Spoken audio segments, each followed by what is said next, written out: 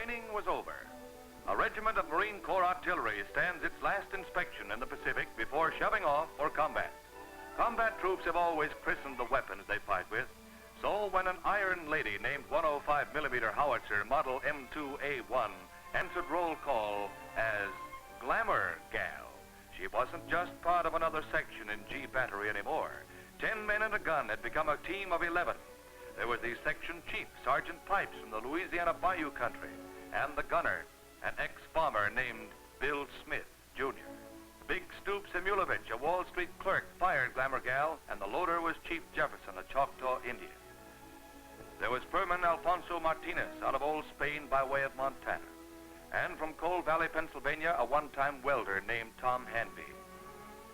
There was Tommy Bratcher, ammo passer, who dreamt of raising Herefords back in Tennessee, and Tex Q, who came, strangely enough, from Texas. Chris Benke, the Dutchman from D.C., with post-war plans in South America, and the old man of the outfit, Pop Reynolds. These were the ladies' escorts. They had bullied her and babied her from Camp Pendleton to Pearl Harbor. And while they often wished she'd looked like the portrait painted on her shield, they were proud of her. When the order finally came to shove off, everybody knew where they were going. Truk, Formosa, Malaya, French Indochina, every place from Tokyo Yacht Basin to Bremerton Dry Dock. They all had the straight dope except Glamour Gal. From here on out, the division would be in its combat phase. Many of the men were already veterans, and many had never smelled powder burning except on the range. The guns were arsenal tested and tried in the field, but the ultimate proving ground of men and guns together would be the battlefield, the secret destination sealed in the fighting orders of the task force. Down in the stuffy hold of a transport, the artillerymen were just passengers, bored, breathing last week's air, and reading the print of last year's magazines, swapping lies about their hometown girlfriends, and comparing the artistic merits of oceanside tattooing with that of Honolulu. But mostly they wondered where they were going. One morning they found out. The captain gave them the scoop, showed them their objective. It was the island of Iwo Jima in the volcano group, a godforsaken rock somewhere between the devil and the Dutch East Indies. He showed them Green Beach, where George Battery would go in. He showed them where Glamour Gal would fire her first shot in anger. He showed them where some of them would die.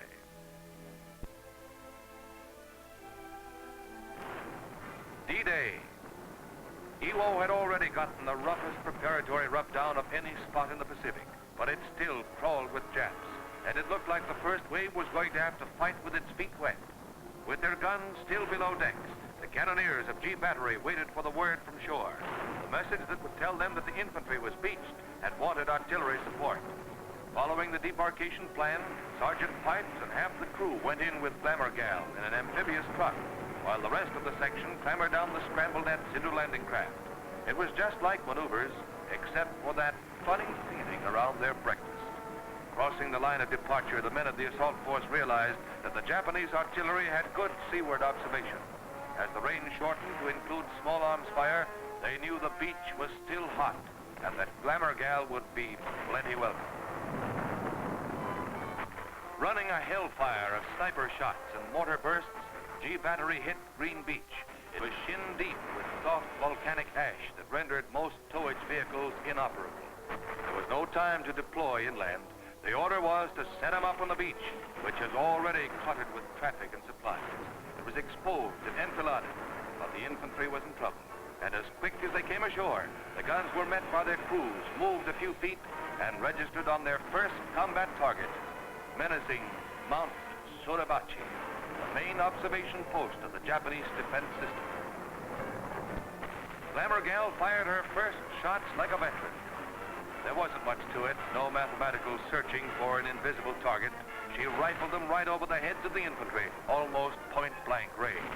The whole battery was in there pitching, and up on the rock, the Japs could practically look down our barrels and read the fuse settings.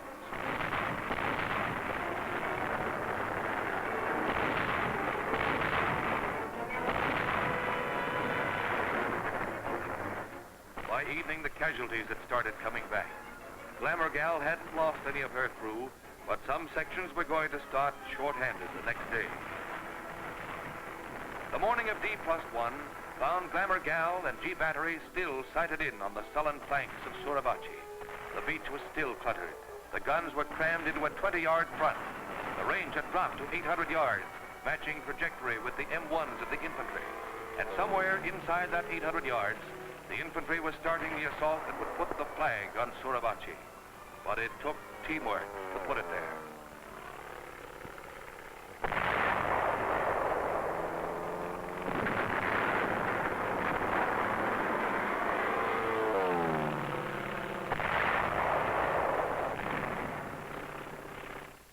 As the firing data reached her pit, Glamour Gal slammed her 33-pound projectiles into the caves and ledges of the big rock. But the ammunition supply had to be constant, incessant. It came in a rotating flotilla of ducks and Amtraks and was dispersed in safe, separate, and convenient piles out of reach from Suribachi. There was more fire pouring into that extinct volcano than ever came out of it when it was active. The mountain fought back. But gradually, the planes and ships and guns filled out the battle pattern that would end with Mount Suribachi once again, an extinct volcano.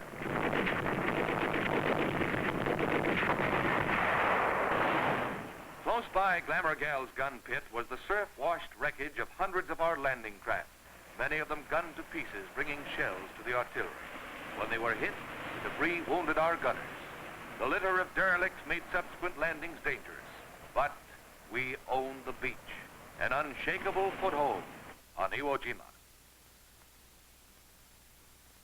With the southern spit of Iwo in our hands, we still had to blast the Japs from the remaining 3/4 of the island. The action was moving northward toward the Jap-held airfields, and there was no rest for G Battery.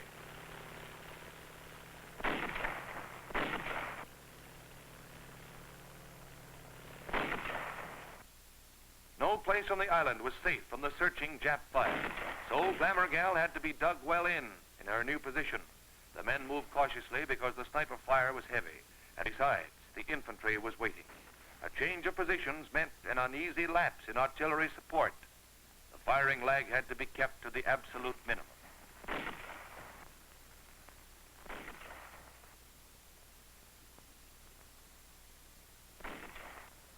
The enemy was expert at infiltration, and local security was important.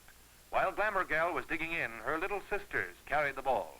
Traditional to the Marine Corps, the highly mobile 75mm pack howitzers delivered continuous fire to the north in the face of heavy losses from Jap counter-battery fire.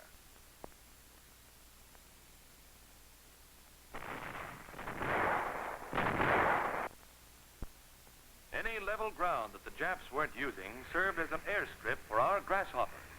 Aerial observation aided the ground batteries by identifying targets, spotting bursts, and radioing corrections back to the guns.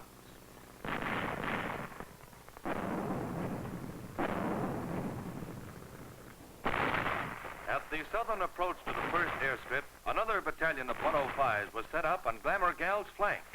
Since the afternoon of D-Day, these two outfits had shared range and target. When Glamour Gal was properly emplaced in a well-protected pit, her alignment was checked. All guns in the battery had to be as parallel as an aiming circle and a lieutenant's mathematics could make them.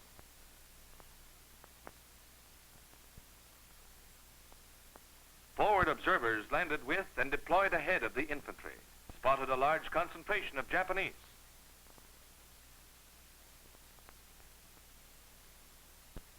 They phoned the target data back to the Regimental Fire Direction Center, who would pass it down to battalion and battery positions. From the front to the gun pits, the Japanese troops and installations traveled down the chain of artillery command, acquired a jumble of grids and decimal points, and emerged at G Battery as a fire mission.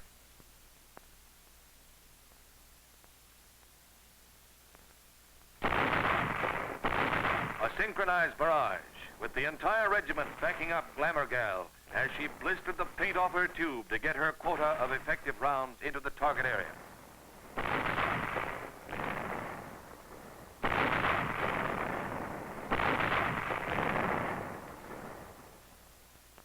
The forward observers kept each section supplied with fire data. On this mission, the gun crews couldn't observe the effect of their own fire, but they knew that within 25 yards of every one of their bursts, no Jap could live.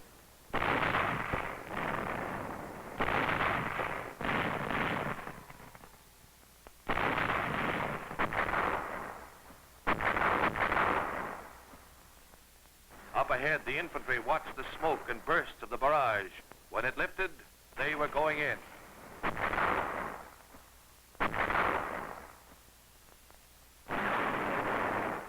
The area neutralized, our riflemen moved in, but the Japs had managed to pull a few of their cliffside guns back out of our barrage.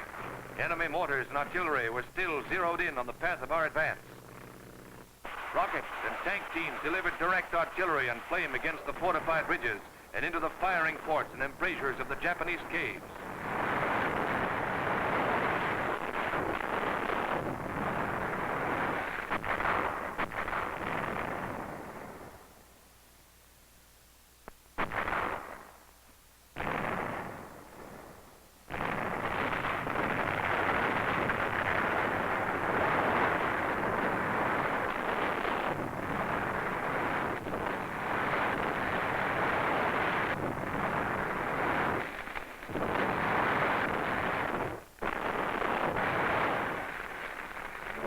From the air, observers directed the execution of the order that came down through division to burn out the entire area.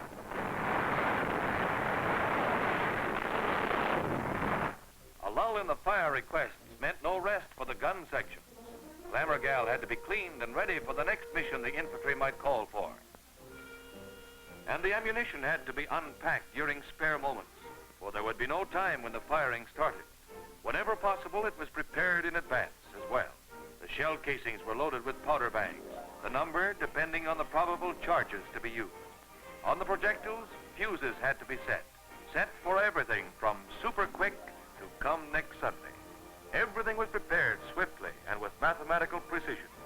Anything else might mean the loss of seconds in serving the guns, and seconds counted on Iwo Jima, where the Japanese, in the desperation of their last ditch, were pouring everything they had into our lines. They tried to stop us. The air was full of hot iron and purple hearts. Our advance continued north.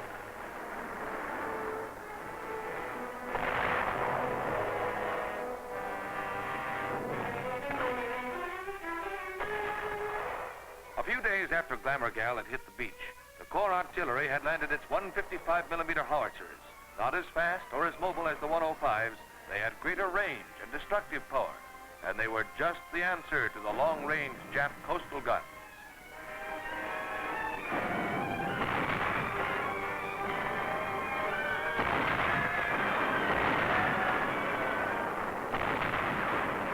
The nights were often very warm for February, when a high-trajectory artillery duel was on.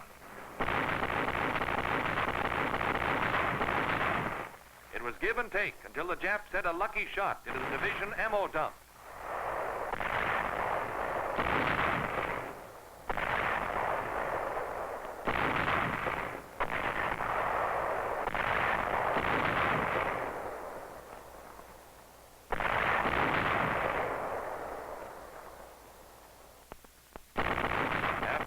Things got strictly high trajectory, and division and Corps artillery threw everything but the galley stove and the general's jeep into the Jap battery. In the morning, the Japanese guns were scrap iron. All over the island, the enemy defenses were crumbling.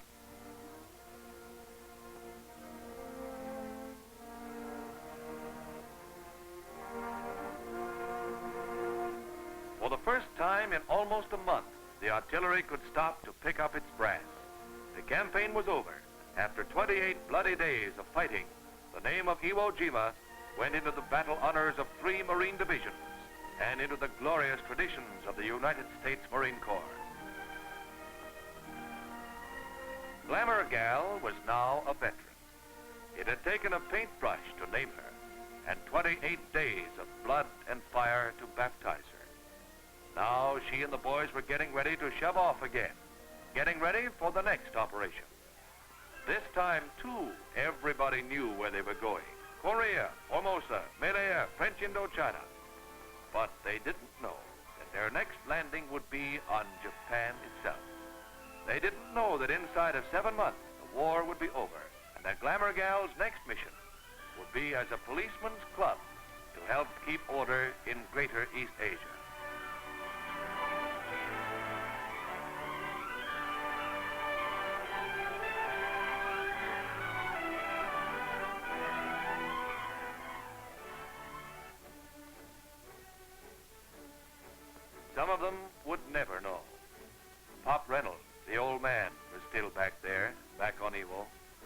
so was the captain. They will be there forever. Just a small part of history. The story of 10 men and a gun.